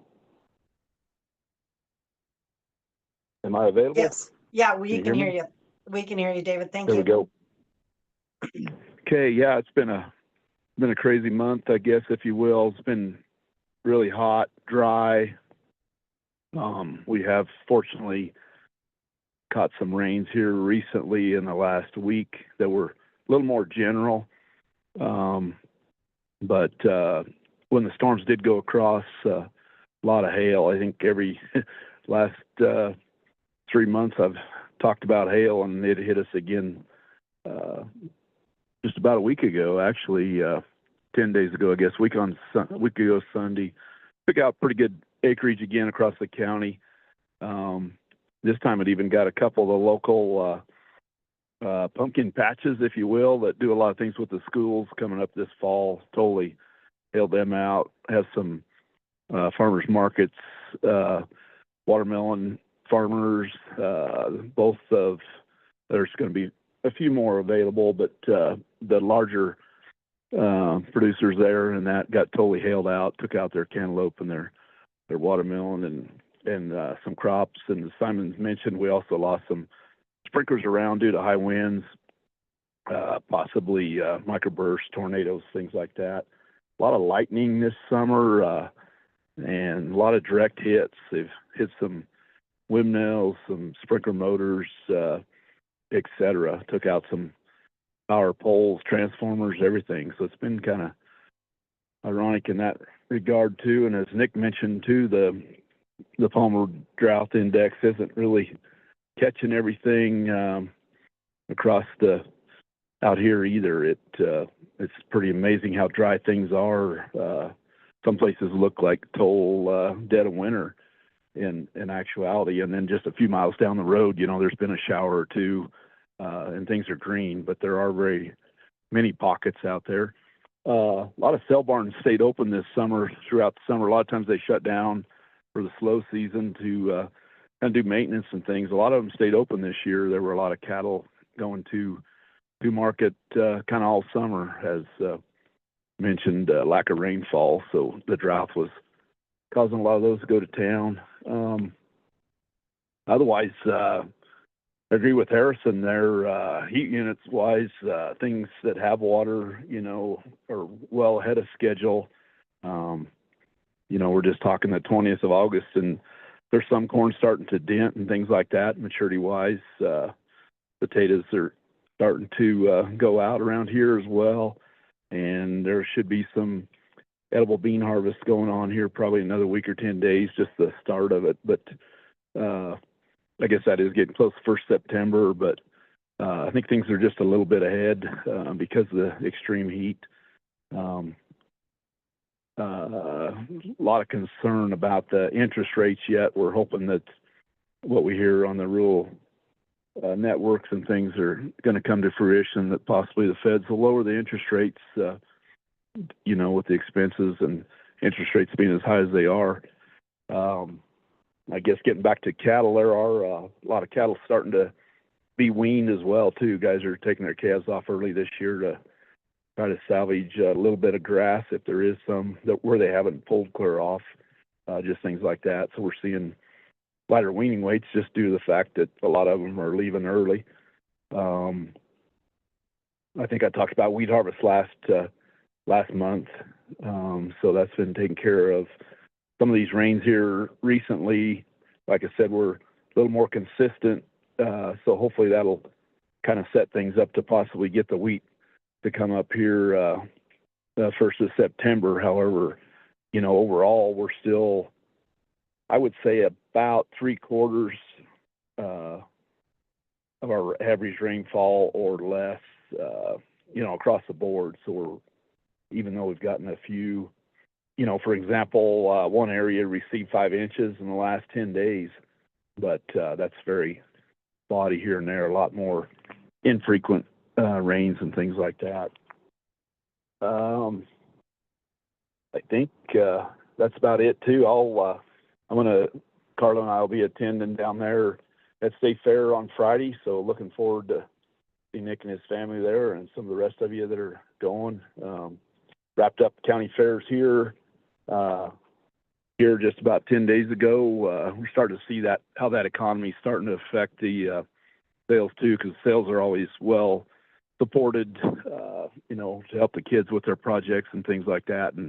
And our sale was down this year significantly, and a lot of that can be attributed to the farm economy. So not to try to be doom and gloom here in my report, but pretty much how this last month has been here. So other than that, I think that's about everything. Thank you. David, how's the grasshopper situation? Oh yes, you'd bring that up too, wouldn't you? No, I was hoping the hail killed all the grasshoppers. Yes, that's right. No, they're kind of not necessarily cycling out, but we did have some control where, you know, if we got together and our neighbors got together and we did try to control, we did slow them down, but if a neighbor or two didn't do it, boy, you just didn't slow them down, even if you did yourself. And they're still out there. So very concerned about, you know, next year too. I'm sure they're laying a lot of eggs as they continue. I can't remember how long their season of laying eggs are, but I've gotten some sallies from a few people that say they can lay eggs every two weeks. So I hope that hasn't been the case, but they have done a toll on a lot of pastures as well, you know, clip things clear to the ground. So with that and the drought, that's the reason for a lot of it looking like dead of winter. But you know, you do see where they've even eaten on the posts, as you saw in some of my pictures, and things like that, and starting to eat on some trees and some bark and things. So it's not as bad as it was probably a month ago, but they're still very significant in numbers. Thanks, David. Thanks, David. Up here, some of our, not ours, but some of our neighbors' cornfields got hailed pretty heavily. That they've already harvested their corn for feed. Listening to Jeff, I'm kind of glad we don't have barley, because it sounds like we would have ran into the same kind of problems. So there was no barley harvest for us, and very few around here. The ones that were, they had to decide how to do their storage of it. So we're seeing an end to Coors barley in the northern part of the state. Third cutting of hay, we're hoping for a fourth cutting, and before you know it, it'll be early beet harvest. So around here, sugar beet harvest. Looking forward to going down the Centennial Farm celebration. That'll be a great day for Nick and his family and everybody else that'll be honored down there. I am next week going to go on a northern water tour. It's the east to the west slope tour. It's an all-day tour, and so I'll be anxious to report that back to you. Then Aggie Days are coming up at Colorado State, and I'm humbly telling you that Kent and I are being honored as one of the honorees at the Aggie Days. So we're really excited, and it gives us an opportunity to get our daughter home from Iowa too. So that's exciting for us. Then the next weekend is the big Rocky Mountain Showdown between CU and CSU, and I can say that loudly because Bethany's not on here. So go Rams. I've been also working on putting together a presentation that I want to give at the National Association of Farmers Market Nutrition Program in September. So be anxious to meet with that group as well. I can't think of anything else. Ari, before we leave, I want to tell you again, thank you for everything that you've done. We appreciate it. So don't go too far away from us all. Is there anything else for the good of the order? Kate or anybody? No. Okay. Just a reminder, the next meeting is, and I've lost my paper for that.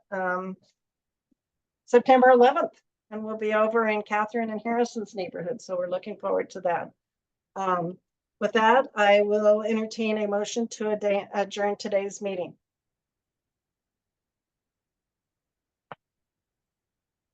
This is Catherine. I move that we adjourn the meeting 8/21.